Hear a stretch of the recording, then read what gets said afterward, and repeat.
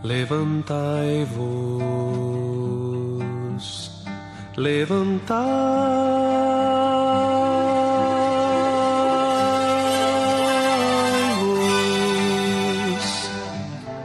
bendizei ao Senhor vosso Deus, de eternidade em eternidade.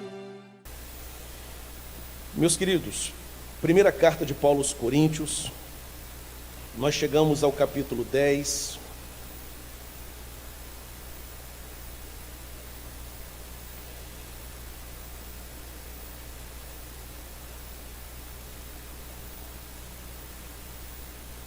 Primeira carta de Paulo aos Coríntios, nós leremos do verso 1 até o verso de número 13.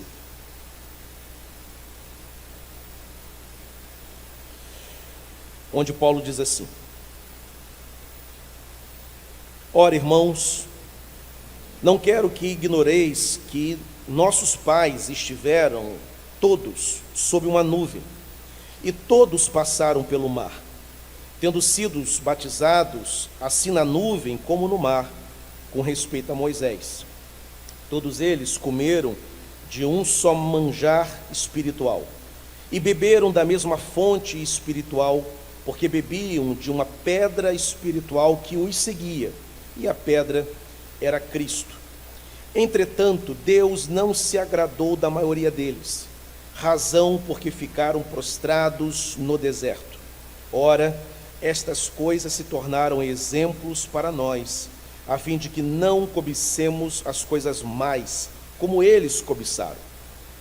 Não vos façais por idólatras, como alguns deles, porquanto está escrito: o povo assentou-se para comer e beber, e levantou-se para divertir-se. E não pratiquemos imoralidade, como alguns deles o fizeram, e caíram num só dia 23.000. Não ponhamos o Senhor à prova, como alguns deles já fizeram, e pereceram pelas mordeduras das serpentes.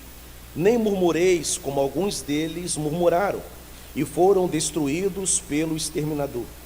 Estas coisas lhes sobrevieram como exemplos e foram escritas para a advertência nossa, de nós outros, sobre quem os fins dos séculos já é chegado. Aquele, pois, que pensa estar em pé, cuide para que não caia.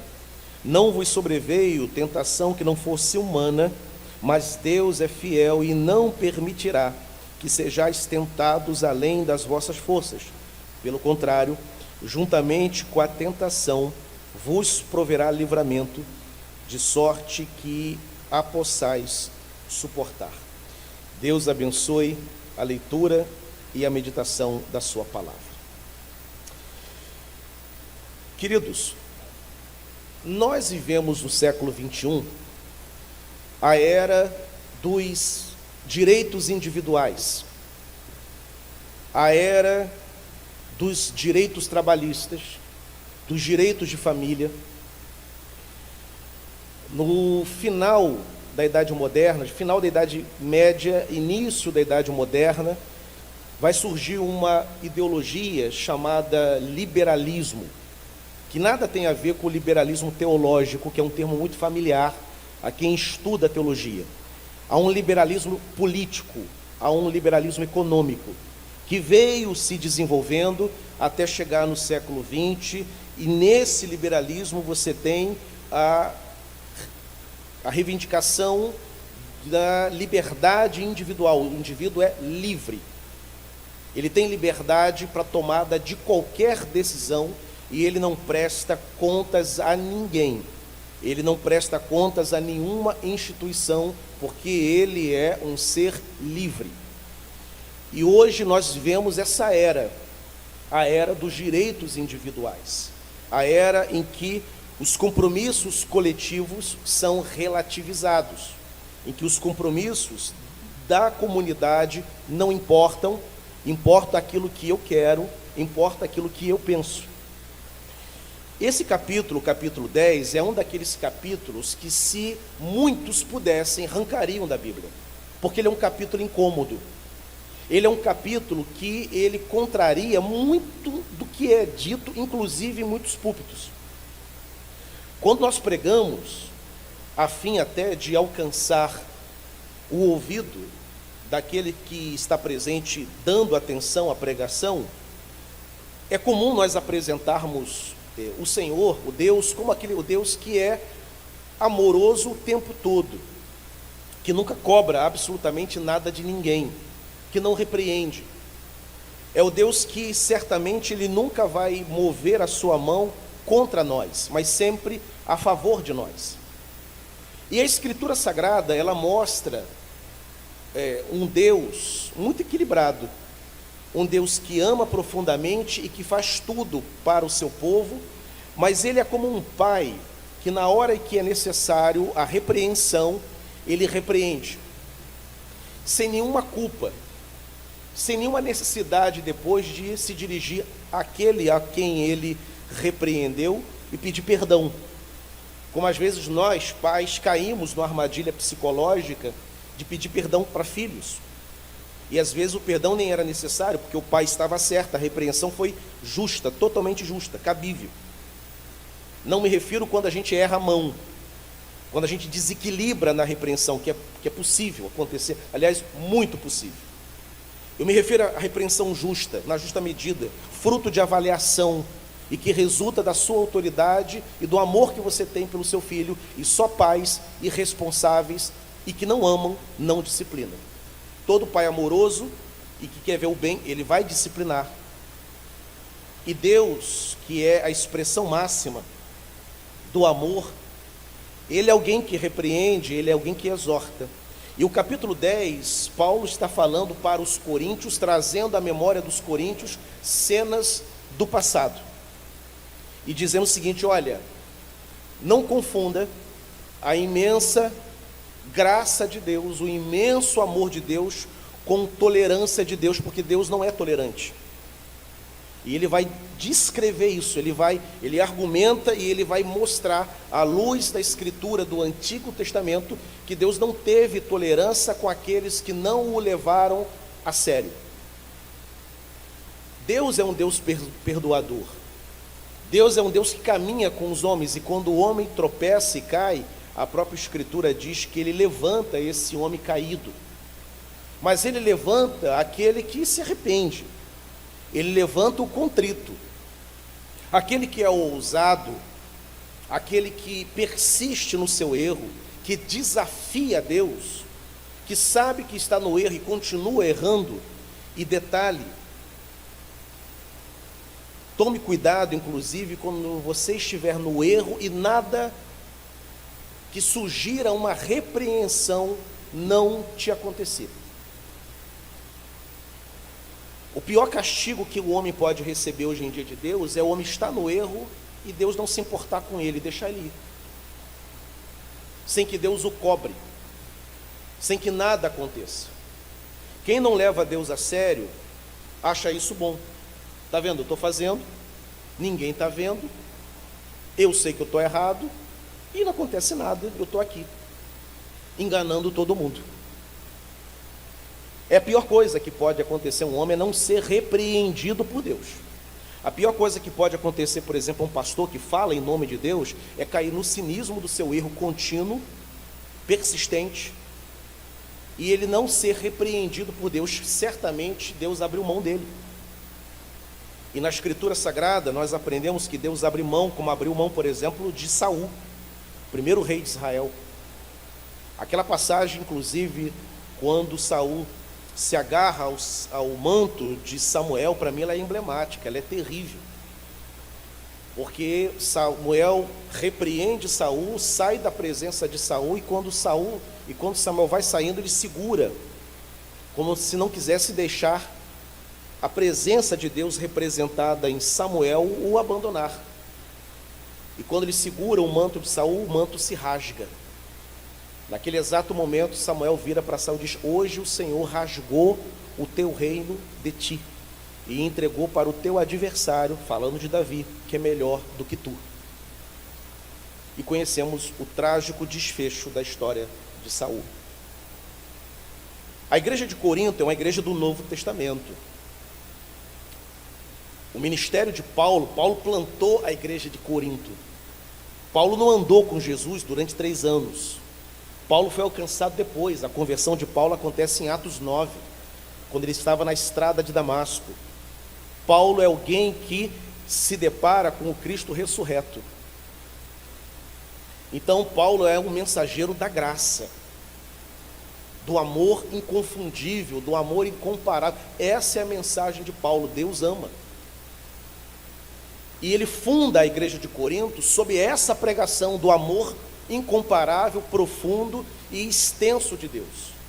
E os coríntios que tinham ouvido essa pregação começaram a achar que qualquer coisa que fizessem, qualquer comportamento, qualquer falta de compromisso, estava na conta da graça, que estariam automaticamente perdoados, que não aconteceria absolutamente nada. Paulo escreve o capítulo 10 para mostrar aos irmãos que não. Aí Paulo vai dizer: olha, lá no passado, os nossos pais, eles foram batizados numa nuvem e no mar. Está se referindo àquela nuvem que sobrevoava o povo, conduzindo o povo nos tempos de Moisés. E está se referindo ao mar vermelho que se abriu. E Paulo usa uma linguagem muito interessante. Paulo diz o seguinte: olha, eles foram como que batizados na nuvem e no mar, ou seja, o povo de Israel ganhou um sentimento de unidade por meio desses acontecimentos extraordinários, a nuvem que os conduzia e o mar que se abriu diante deles. Uma identidade nacional se apoderou. Somos o povo de Deus, o povo que é guiado, o povo que vê sinais e maravilhas acontecer. Somos o povo eleito. Essa consciência da eleição, da predestinação de Israel foi alcançada nesses eventos. Aí Paulo está dizendo: olha, eles tinham o sentimento de unidade, o mesmo sentimento de unidade que vocês da igreja de Corinto têm. Eles foram batizados no tempo de Moisés, vocês são batizados no tempo de Cristo. Eles também tinham esse sentimento de que somos de Deus. Entretanto, aliás, antes de dizer isso, Paulo vai dizer assim: eles também comeram do maná. Aqui manjar está se referindo ao maná que desceu do céu. O povo foi alimentado pelo maná. O povo foi sustentado no deserto.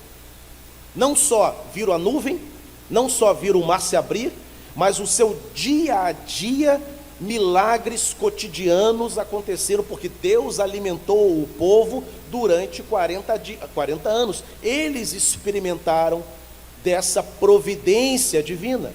E eles também, Paulo vai dizer, eles beberam da mesma fonte espiritual.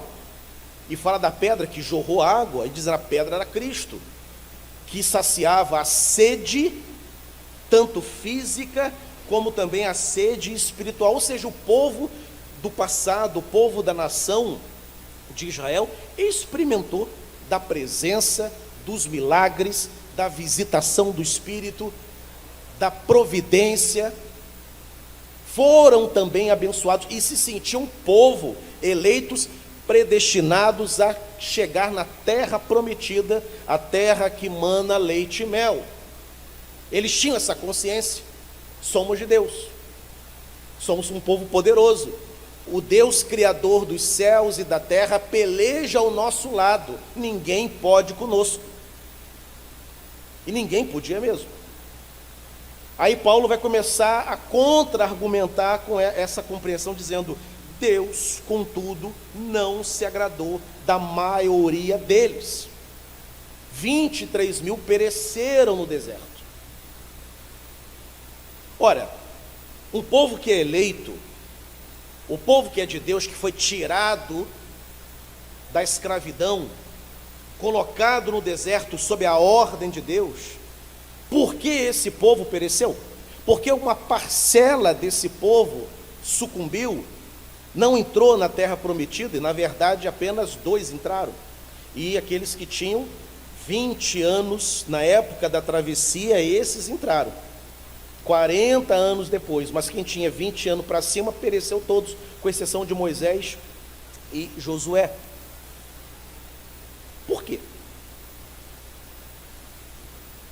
A questão toda que aparece nesse texto, que aquele povo, e Paulo vai deixar isso bem claro, é de que eles cometeram alguns pecados. Foram irresponsáveis com a graça de Deus. Brincaram com a graça de Deus. 2 homens entraram naquela terra prometida. Josué, Calebe, Moisés não entrou, pereceu antes. A geração que tinha 20 anos para cima morreu todo, quem tinha 20 anos para baixo entrou. Por quê?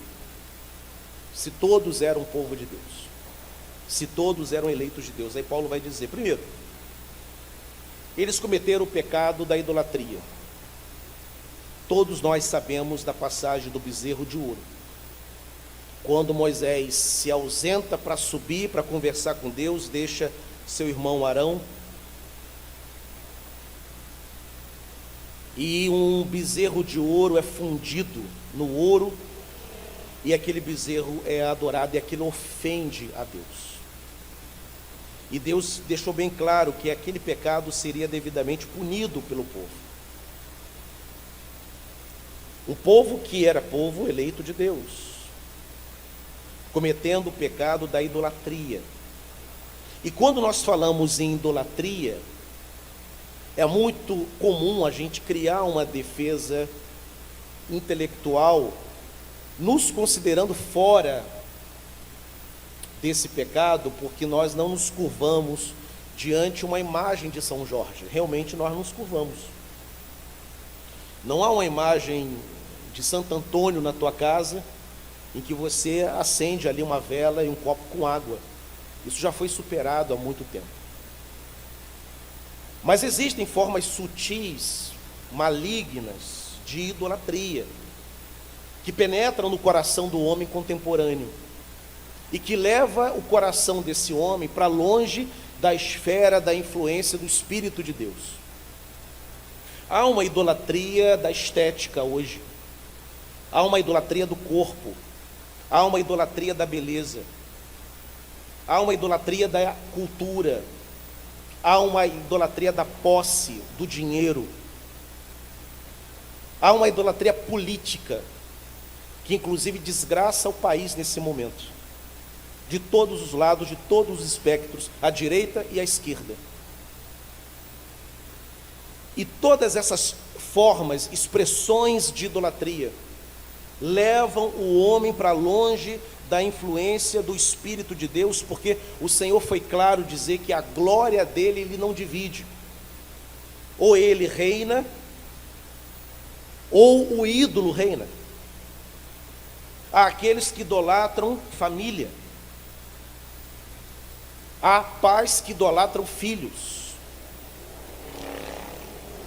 há pessoas apaixonadas que idolatram o seu cônjuge, o seu namorado, o seu noivo. E Paulo vai dizer que é impossível nós permitirmos que essas formas de idolatria surjam sem que traga prejuízo espiritual para a nossa vida. Se o dinheiro me controla, não é o Espírito Santo que vai me controlar. Se é a carreira que me controla, não é o Espírito Santo que vai me controlar. Se é uma paixão que eu tenho por alguém que me controla, não é o Espírito de Deus que vai me controlar. Ou eu levo essa advertência a sério e não permito que nenhuma influência tente entrar na minha relação com Deus, ou eu ficarei prejudicado espiritualmente, porque quando houver a necessidade, e aí que reside o perigo da idolatria, quando houver a necessidade de escolher entre Deus e aquela forma de idolatria, eu vou escolher aquela forma de idolatria, porque ela me é fascinante. O apelo e a força que ela exerce sobre mim é maior do que a minha paixão pelo Senhor. Deus não é um Deus caprichoso que chama de idolatria aquilo que para Ele, diante dele, seria apenas alvo de uma mera atenção da nossa parte. Ele chama de idolatria aquilo que é potencialmente perigoso para a nossa vida. Eu falei de idolatria política, nós temos famílias rompidas, nós temos irmãos rompidos, nas muitas igrejas que fazem o tecido protestante desse país, por causa de idolatria política. Famílias se dividiram, amigos de infância não se falam mais, por causa da paixão por este ou aquele político. Ou isso é do espírito, ou isso é diabólico. Não pode ser do espírito e diabólico ao mesmo tempo. Não pode ser bom e ruim ao mesmo tempo. Não pode ser doce e salgado ao mesmo tempo. Ou é bom ou é ruim, ou presta ou não presta. Nada que vem de Deus para nós destrói famílias, destrói amizades, destrói relacionamentos. A advertência do Senhor contra toda forma de idolatria é porque ela representa um perigo real, ela nos leva para longe das esferas de influência do Espírito de Deus. Como eu disse, o problema não é com São Jorge, certamente a maioria de nós superou isso há muito tempo. Mas se eu amo alguém mais do que o Senhor, eu não estarei disposto a fazer como Abraão, que sacrificou o seu Isaque, ou melhor, subiu na certeza que o sacrificaria, porque sabia que Deus era poderoso, a carta aos Hebreus diz isso, para ressuscitá-lo. Nós não iremos sacrificar, porque estamos apegados, amamos mais aquele ídolo, aquela influência, do que o próprio Senhor. Paulo também vai dizer acerca daqueles que praticaram imoralidade, eram frouxos na sua moral, uma falta de santidade, uma falta de uma consciência de que Deus precisa ser levado a sério, que Deus tem que ser honrado na vida. E eles que praticaram essa imoralidade, no verso 8, também pereceram. Irmãos, a imoralidade, seja ela que for, ela também leva o homem para longe das esferas de influência do Espírito de Deus. Reverendo Fábio Simões, um querido amigo que já pregou aqui na igreja, ele tem uma frase interessante, ele diz assim: nada para o crente, nada. Desemprego não para o crente ora, persevera até a hora que a porta do emprego é aberta. Um câncer não para o crente se humilha diante de Deus na esperança de que Deus cure aquele câncer, também não para. Uma crise conjugal também não para, a pessoa ora, busca a ajuda de Deus para que a restauração conjugal aconteça. Nada disso para o crente, mas tem uma coisa, Fábio Simões vai dizer: o pecado para o crente. O pecado faz conosco o que fez com Adão, que tinha relacionamento com Deus, Deus o visitava na viração do dia, lá no Jardim do Éden, e quando peca e Deus vai visitá-lo novamente, diz o texto de Gênesis, que ele foge, ele se esconde da presença do Senhor. O pecado para o crente. A imoralidade foi um problema na vida daqueles que viram o mar se abrir, estavam debaixo da nuvem, foram batizados em Moisés, como diz o texto, provaram da água que jorrava no deserto, provaram do maná, era o povo de Deus, mas pereceram por causa da imoralidade, porque não levaram os expedientes da graça a sério. Eu não posso considerar que pelo fato de ser crente, fazer parte do corpo de Cristo e até mesmo ser um pastor, que eu não preciso perseverar em oração, que eu não preciso perseverar na leitura, que eu não preciso ter comunhão com os irmãos, que eu não preciso ter submissão, porque eu vou cair. A graça de Deus, esse convite maravilhoso para que a gente entre na terra prometida, exige que na nossa caminhada até tomar posse da terra, nós levemos Deus a sério. E há aqueles que não levam. Paulo vai dizer dessa imoralidade, e no caso aqui específico aqui, porque há muitas formas de imoralidade. Você pode ser imoral, nós podemos ser imorais de muitas maneiras, mas aqui no caso específico é a imoralidade sexual. Paulo está se referindo à orgia que aconteceu quando o bezerro de ouro foi levantado e o culto a ele foi oferecido. Houve orgias sexuais. A juventude precisa entender que o namoro tem que ser um namoro diferenciado, um namoro santo. Porque do contrário, praticamos pecado grave contra o Senhor. Mas essa exortação não é só para os solteiros, cheios de hormônios. Isso é para casado também. Porque tem crente casado envolvido com prostituição, com pornografia, por exemplo. Em flerte. Paulo está dizendo que essa forma de imoralidade nos leva para longe da presença de Deus e das influências do Espírito de Deus.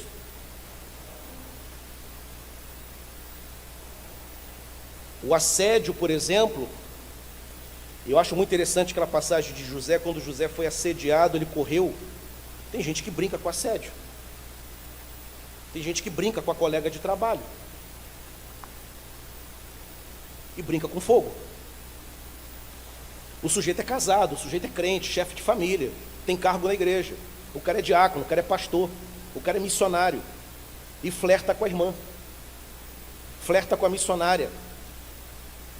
Flerta com a seminarista. Professores dando cantadas em alunos. E brinca com isso, achando que ninguém está vendo. E Deus é perdoador. Mas a igreja de Corinto é uma igreja fundada, como eu disse, na era da graça. O Senhor já tinha morrido e ressuscitado. Já tinha ascendido. Paulo é um pregador da graça. Foi Paulo que plantou a igreja de Corinto. E Paulo está falando de um Deus que pune. E vai punindo porque, à medida que essas idolatrias e essas imoralidades não vão sendo vencidas, a força desse crente vai se esvaindo. Porque ele colocou outro no lugar. Ele não consegue mais se manter de pé, mesmo ele sendo um crente. Porque ele negligenciou e tem negligenciado os meios de graça. Paulo vai dizer também para a igreja de Corinto que aqueles irmãos do passado, eles colocaram Deus à prova. E Paulo vai dizer que Deus não pode ser colocado à prova. Nós não podemos ficar testando Deus. Vamos ver até onde Deus permite, até onde eu posso ir no meu erro. Eu sei que o caminho é tortuoso, eu sei que o caminho não é do Senhor, mas eu vou por Ele mesmo. E Deus é comigo. Parecendo, inclusive, Deus repreendeu os profetas no Antigo Testamento, que os profetas estavam debaixo de juízo de Deus, e os profetas se levantavam. Não, está tudo bem, Deus é conosco. E Deus repreendeu os profetas, porque disse: não, eu não sou com a nação, neste momento eu não sou com a nação. Eu tenho levantado nações como minha vara, como meu castigo, eu não sou com a nação. E o povo tem que saber isso, para que sejam chamados ao arrependimento, para que sejam chamados à contrição, para que se arrependam. Imaginemos Jonas chegando lá em Nínive dizendo: olha, Deus ama vocês. Hoje um pregador como Jonas seria repudiado. Rapaz, vira essa boca para lá. Deus ama, Deus não vai punir ninguém aqui não. Que negócio de 40 dias de jejum, deixa de ser radical, exagerado, fanático, fariseu. Não vai acontecer nada não, porque Deus amou o mundo de tal maneira, Ele enviou, Ele ama a gente o tempo todo. Imagine Jonas pregando, e ele foi levar juízo, porque Deus amava aquela nação, Deus queria, na verdade, salvar. Mas Deus não poderia salvar se aquela nação não clamasse, não se colocasse arrependida diante do Senhor: Senhor, tem misericórdia de nós, não estamos levando o Senhor a sério. Paulo vai dizer também para a igreja de Corinto que a murmuração, além da idolatria, da imoralidade, além de tentar o Senhor o tempo todo, brincando com a graça de Deus, não levando Deus a sério, o povo também pereceu, porque aquele povo murmurou o tempo todo. E murmuração, queridos, aprenda uma coisa: é o mesmo, é equivalente a nós criticarmos a Deus.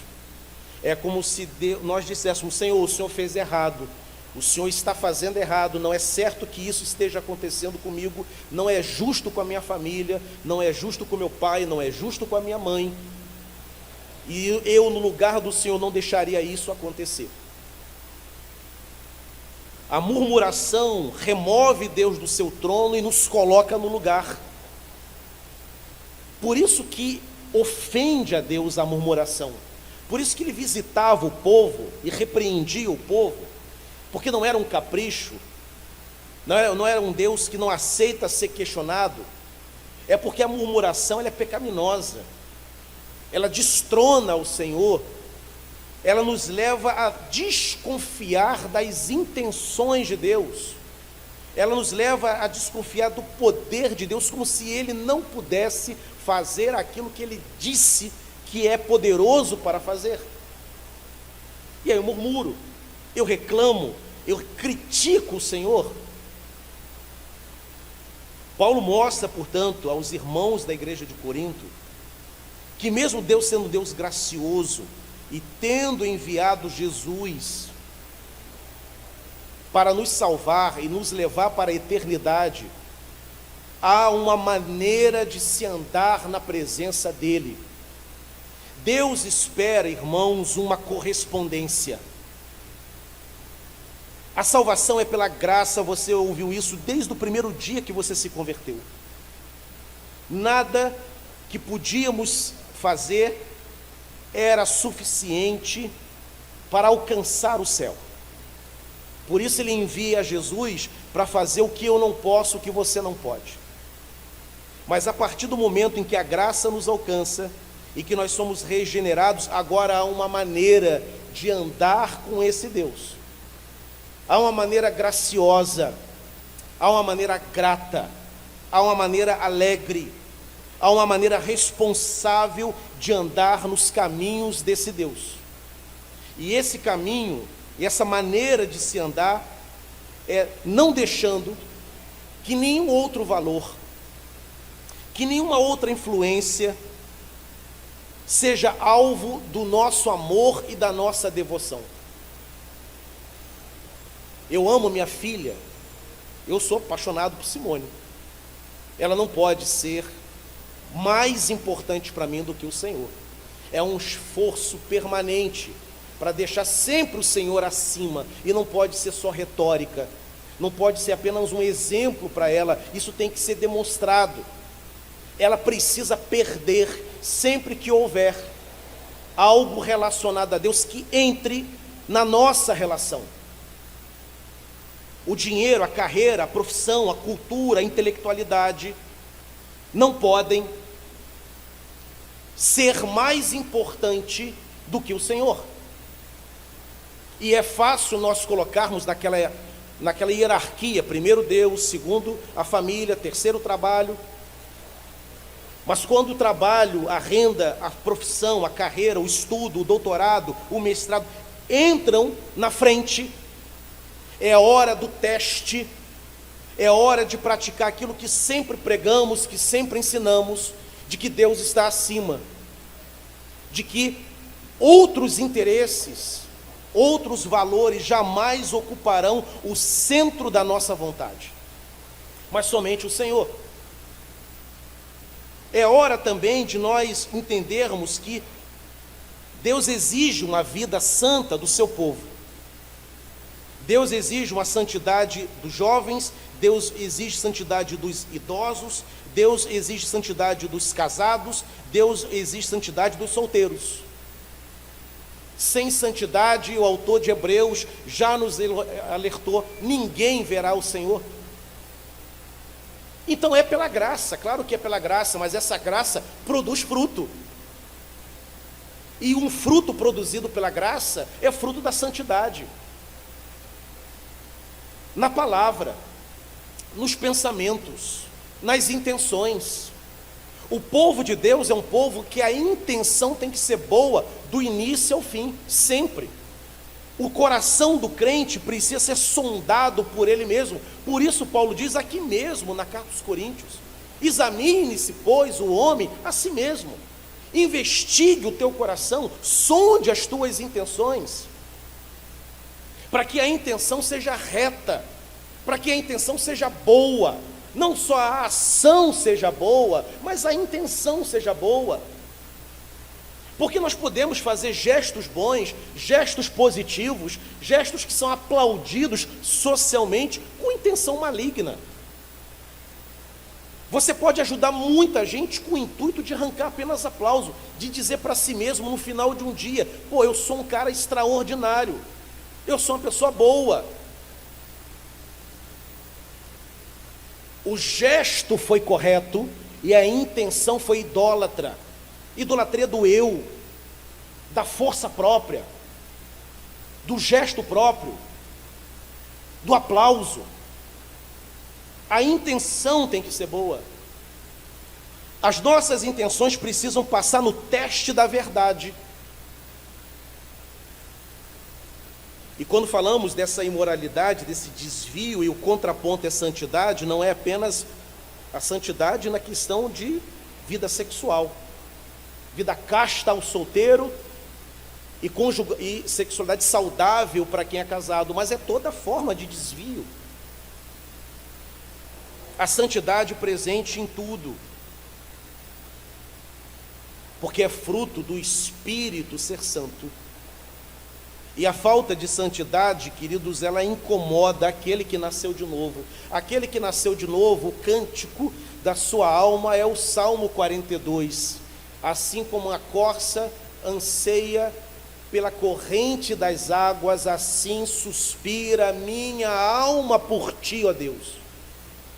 Nenhum crente nascido de novo, realmente, ele vai ficar forçando a si mesmo a querer o caminho santo de Deus. Ele pode ter dificuldades de viver esse padrão o tempo todo. A natureza adâmica não deixa, a falta de uma oração mais robusta não deixa, a indisciplina com a palavra não deixa, mas a intenção está lá, o desejo está lá, porque ele ama o Senhor, ele nasceu de novo, ele é atraído com cordas de amor, ele não consegue viver longe do Senhor. E quando ele olha para a sua vida e percebe que a sua vida está longe dos caminhos ideais de vida cristã, ele se entristece, porque ele quer. Não por menos, toda pregação que toca nessa tecla, está lá ele chorando sinceramente: Senhor, corrija a minha vida, Senhor, me abençoa, Senhor, me restaura. E não são orações mentirosas, não são reações emocionais, são reações sinceras, que brotam de um coração que ama a Deus. Porque o crente que nasceu de novo, realmente, que tem o Espírito, ele tem sede, ele anela sim a presença de Deus como a corça anela a corrente das águas. Ele tem fome e sede de justiça. São instintos espirituais que brotam naturalmente da vida daquele que se converteu. Ele quer essa vida de santidade. O alerta, portanto, tem que acender naquele que está na igreja há muito tempo e não tem nenhum prazer em nada disso. Tem alguma coisa errada. O crente tem que gostar de orar. O crente tem que gostar de Deus. O crente tem que gostar de louvor. Não há nenhum problema você ouvir uma boa música secular. Eu ouço. Mas você tem que gostar de louvor. Não há nenhum problema você gostar de um poema. Eu gosto. De um autor secular, você lê Machado de Assis. Não tem nenhum problema, mas você tem que gostar mais de Paulo. Eu gosto muito de Schopenhauer, eu gosto muito de Nietzsche, mas eu prefiro Paulo, prefiro Pedro, prefiro Martin Lloyd Jones. Eu prefiro Tim Keller, que são teólogos. Meu prazer não pode estar mais na literatura secular.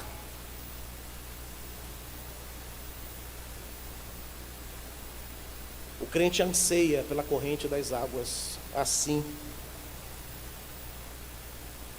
Anseia pela presença de Deus, assim como a corça anseia pela corrente das águas. Falta de sede e fome, queridos, falta desses apetites, desses instintos, revelam que o corpo está enfermo. Não ter vontade de orar, não ter vontade de ler a palavra nunca. Uma coisa é estar cansado num dia ou até num momento da semana. Outra coisa é não ter prazer em nada que se diga referente ao Senhor. Cuidado com isso. Porque a matemática é simples. Se orando, lendo a palavra, congregando, sendo submissa às autoridades da igreja, caminhando junto com o povo, servindo a Deus, muitos ficam pelo caminho, pastores ficam pelo caminho. Imaginemos se não orarmos, não meditarmos, não congregarmos e negligenciarmos o Senhor da nossa vida.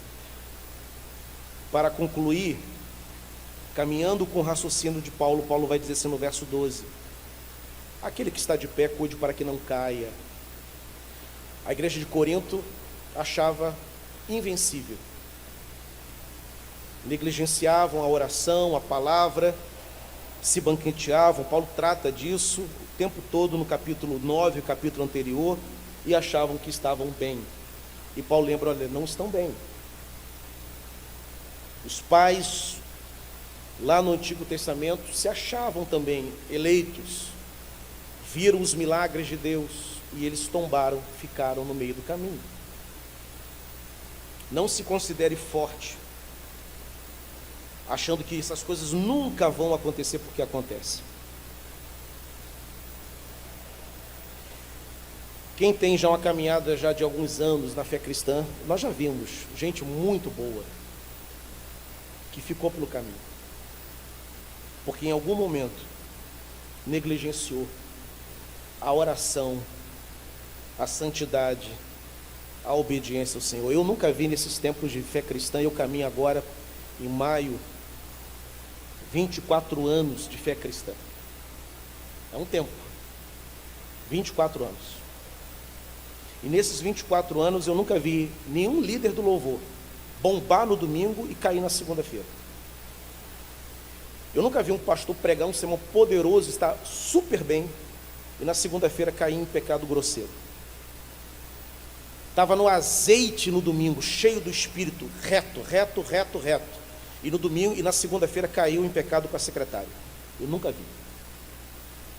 Sempre é um processo de negligência. Deixamos de orar, deixamos de levar Deus a sério. As muitas formas de ídolo vão entrando no lugar. Eu vou perdendo as minhas forças. E aquilo vai me envolvendo. E quando eu me percebo, você já teve alguma experiência de conversar com alguém que estava desviado? E a pessoa dizer assim, cara, foi tão de repente, eu estava na igreja, fui deixando, quando eu nunca considerei que eu poderia estar nessa situação de hoje. Porque foi um processo. Aquele que está de pé, cuide para que não caia. Nós pastores que somos ministros da palavra, nós precisamos de oração, precisamos orar. O pastor tem que ter gente perto dele, tem que prestar contas. Do contrário, a gente cai. Do contrário, você cai. Há gente que se orgulha dizendo, eu não preciso de pastor. Precisa, meu irmão. Se você não precisa de pastor, você está com um sério problema, porque você se acha autossuficiente. Você precisa de pastor, você precisa de presbítero. Sabe aquele momento que o pastor entra na tua vida e você acha que ele está se intrometendo e não é intromissão, a Bíblia chama isso de exortação, e é para o teu bem, e não é um carão porque o pastor não gosta de você, é ao contrário, por se preocupar. Eu ficaria preocupado, eu espero que minha filha sempre congregue nas igrejas que eu estiver pastoreando, mas se porventura eu estiver num lugar e ela congregar em outra, admitamos que Deus me tire daqui, me coloque em outro lugar, pai, minha igreja é em Niterói, eu quero ficar lá até o fim da minha vida, e eu vou para outro canto, eu vou ficar muito aborrecido se eu souber de algum descaminho da minha filha, e o pastor não exortá-lo. Precisa de pastor. Se o pastor te chamar para conversar, é para o teu bem. Se o presbítero, estou indo na tua casa e vou orar com você, é para o teu bem. É para que você não caia. Porque se você se encontra naquela edição, não preciso, meu irmão, provavelmente até caído você já está.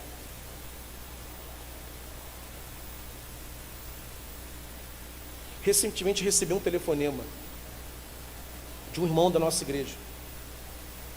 Ele disse o seguinte: pastor,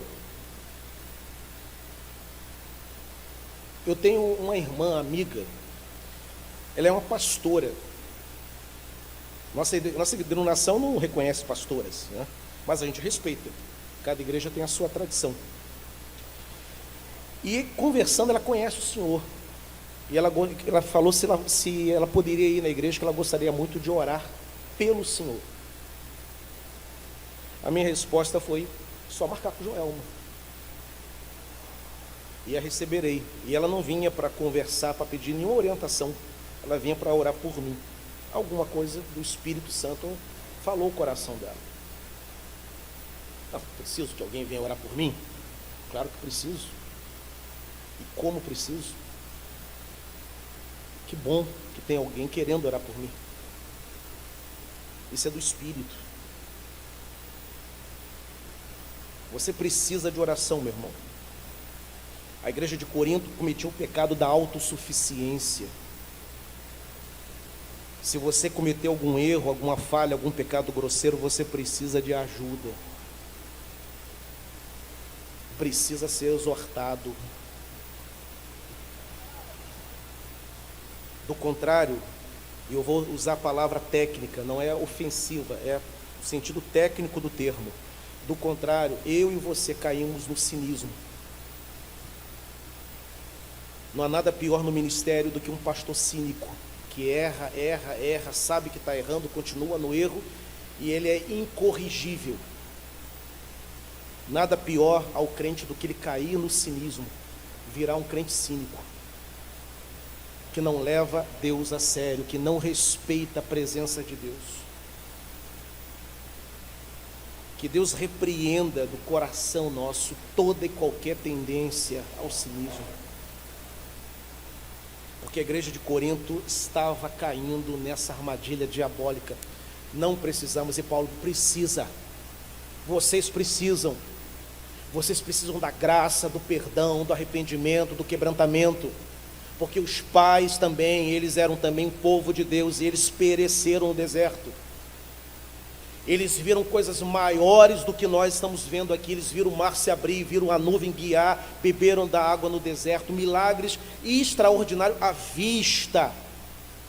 E ainda assim brincaram com Deus e pereceram. Nós não estamos numa posição melhor do que a deles. Nós também podemos cair. Cuidemos para que isso não aconteça. É a exortação de Paulo. Todos nós precisamos. E Paulo vai dizer: não vos sobreveio, lembre-se disso. E aqui ele se despede dessa perícope. Não vos sobreveio nenhuma tentação humana que não fosse humana. Não vos sobreveio nenhuma tentação que não fosse humana. Fiel é Deus, e não permitirá que sejais tentados além da força. Pelo contrário, juntamente com a tentação vos proverá livramento, de sorte que possais suportar. O que Paulo diz? Ninguém precisa estar caído em pecado. Ninguém precisa cair, porque a tentação ela é humana, mas o livramento é divino. Ele dá condições de suportar a tentação. Ninguém pode dizer eu caí porque não aguentei. Não, aguentar a gente pode, aqui a gente não aguenta, a gente cede. Por isso que somos totalmente responsáveis pela nossa queda. Ninguém cai por causa de ninguém.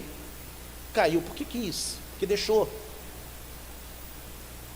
Mas Paulo vai dizer que, se lembrarmos de que ela é algo humano, meramente humano,